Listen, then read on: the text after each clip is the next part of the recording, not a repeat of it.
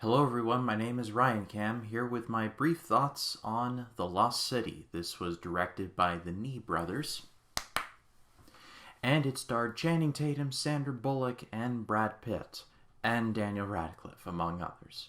It tells the story of a woman named Loretta Sage, played by Bullock. She has become a very successful writer, writing these adventure romance novels. However, she has grown tired of writing the novels and so plans on, after this particular one is finished, killing off the series entirely. However, she is approached, or well, forcefully approached, by an eccentric billionaire played by Radcliffe, who believes that the titular treasure in her latest book is real and needs her to find it. And after she is, well, kidnapped and taken to the place where the treasure is, her cover model, played by Channing Tatum, goes out to find her. From the trailers that I got for this movie, I wasn't sure what to make of it. I like Sandra Bullock, I like Channing Tatum, I love Daniel Radcliffe. So on that alone, I was intrigued, but I wasn't sure what to make of it. And I gotta say, I was very pleasantly surprised by this. Is this a movie you have seen before? Yes. But is this movie fun? Also yes. Like I said, this very much is a story that has been done very many times before. I've seen many comparisons to this, from this to the movie Romancing the Stone, which I have never seen. But I do plan on seeing it one day, but those comparisons don't really ring true to me as I have yet to see Romancing the Stone. Because the plot is, well, very predictable, the movie is like almost necessary to have two stars who are genuinely likable. And in the case of both Sandra Bullock and Channing Tatum, they're both very likable in this. Bullock's character is not some like Willem Dafoe from The Fault in Our Stars. Like, she has legitimate reasons for why she wants to get away from this kind of thing that she's been doing. Like, she has very emotional reasons without getting into spoilers. I connected with her, and Sandra Bullock is very good at this kind of physical comedy.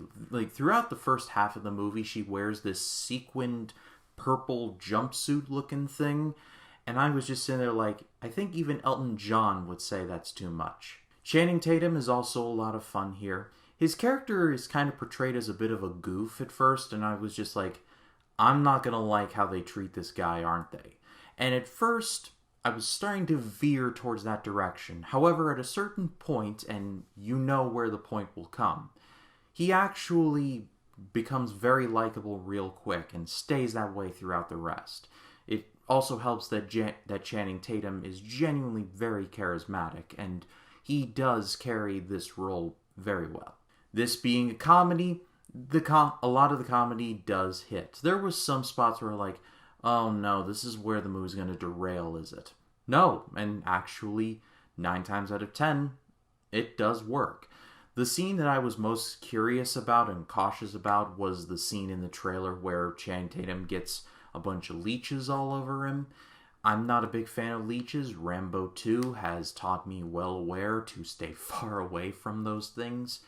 And I thought it was like, oh god, this is going to be a typical leech scene. But no, it was actually quite funny, and it kind of parlays into kind of a relatable problem, or well, a problem that a lot of people, I imagine, deal with, that Channing Tatum does in fact deal with. It humanized the character.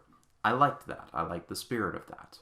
Brad Pitt is also really good here. He's not in the movie very much, and I don't know if that's a spoiler, but I guess it's just a fact. He's not in the movie much, but he's in it enough to merit a mention. Like, he's basically if Tyler Durden joined, like, the Navy SEALs. And Daniel Radcliffe is always nice to see in anything that he is in. I mean, the dude's pretty much set for life after Harry Potter, but for a while he was doing these weird movies like Guns Akimbo. I've yet to see it, but I mean, just seems a bit weird for him to do. So it's nice to see him in something a little more mainstream, and he did his role very well. But like I said, this is a story that has been told a lot before, and your enjoyability of this movie is going to rely on how much leeway you're willing to give. I tend to be more forgiving towards movies like this, and I think movies in general, so I ended up liking this. Overall, I'm going to give it a good rating, but on like the very high end of good rating. I recommend that if you do go see this movie, see it as like a date night movie or with a group of friends, because it is far more enjoyable that way. I don't know about all of you, but for me, when I saw this, it was a Thursday night. There were a lot of couples there, and they were really into it. But have you seen The Lost City? What were your thoughts on them? Leave them in the comments. I'd love to read what you all have to say. And if you like this video, please be sure to leave a like, comment your thoughts down below. And if you like this video and you want to see more like it, hit the subscribe button and click the bell to allow notifications. That way when a new video drops, you'll be the first to know about it. My name is Ryan Cam, and I'll see you in the next one.